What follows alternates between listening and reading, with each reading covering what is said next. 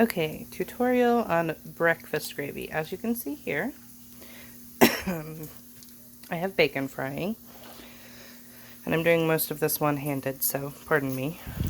You get the bacon done as you normally would, and you put it over in whatever you do. This isn't the last of the bacon I made. I made actually a whole pound because I'm feeding 5. So, yeah.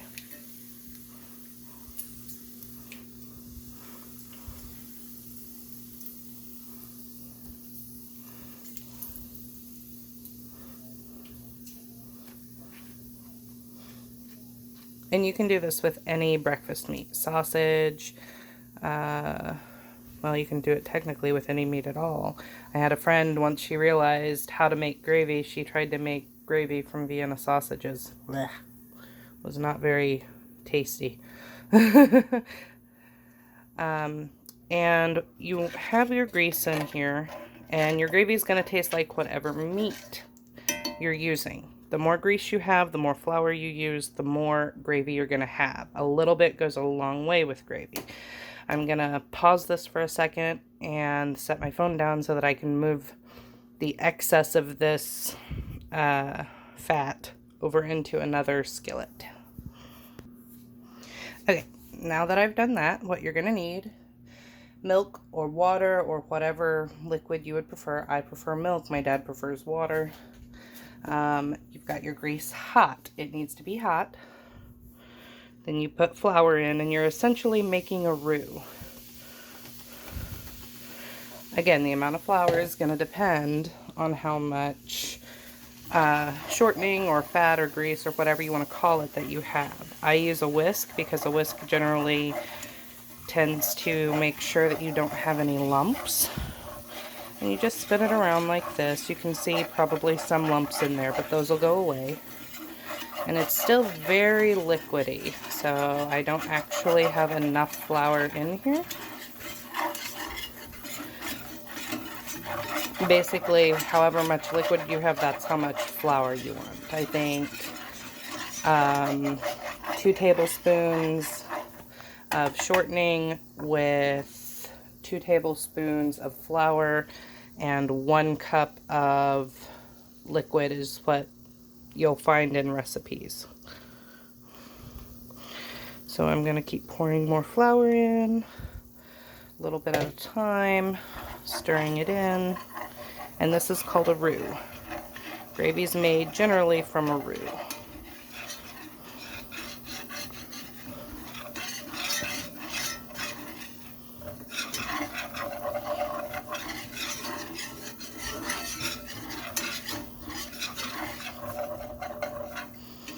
And the pieces that you see in here are actually pieces of bacon. The black stuff, that's little pieces of bacon from frying the bacon.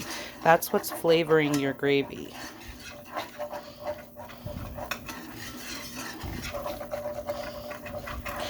Keep stirring it so it doesn't burn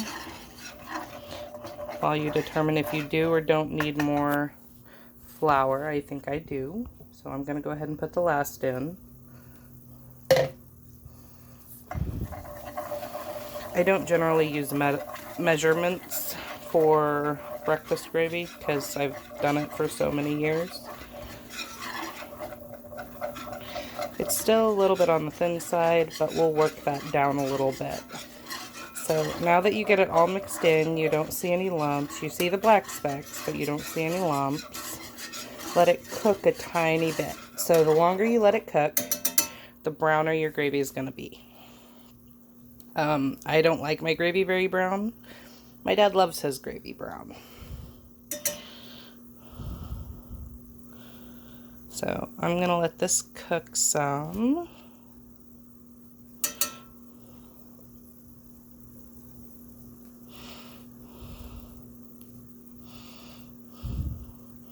Stirring it occasionally to get the cooked up on top.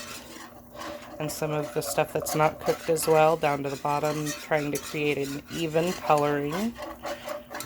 And if you use milk like I do, then it's going to lighten your gravy even more. That's one of the reasons my dad doesn't like milk, because it makes it a lot lighter.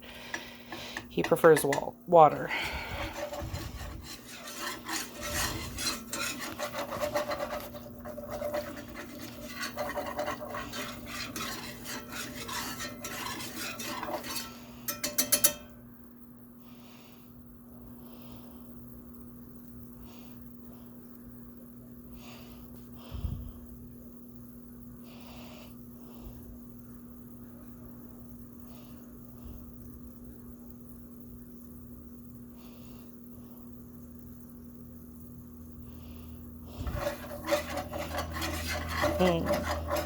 See how it's getting a little darker in the middle where I started stirring? That's because it was getting cooked up a little bit at the bottom.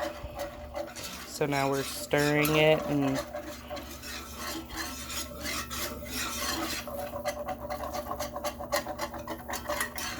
getting that even color all the way around.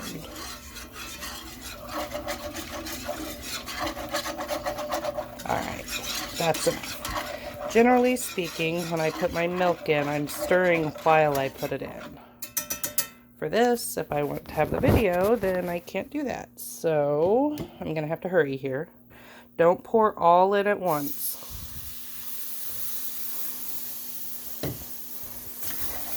Now you start stirring vigorously. You want to stir very vigorously. Make sure you're scraping that bottom to get the gravy unstuck. See how much it thickened up, how fast?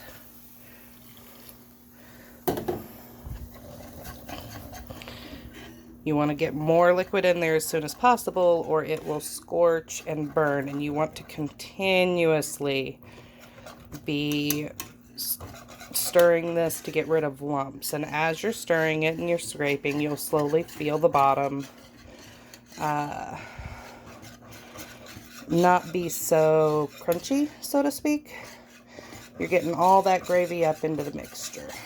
And I still need more. And at this point, I put enough milk in. I'm just going to throw in some water.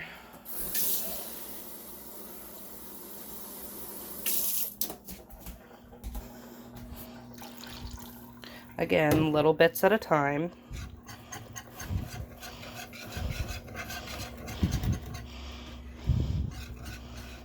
Also, the longer you let the roux cook, the more like the bacon it's going to taste. So if you can, put it on a really low heat and let it cook its way slowly to browning.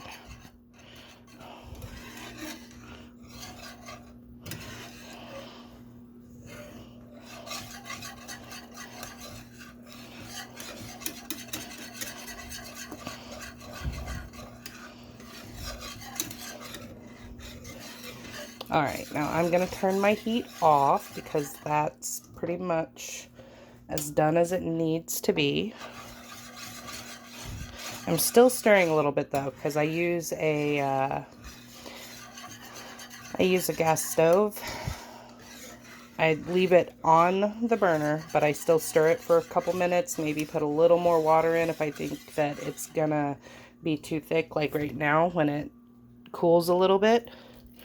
I've still got other food I have to make. So this is going to sit for probably 5 to 10 minutes before we're ready to start dipping into the gravy.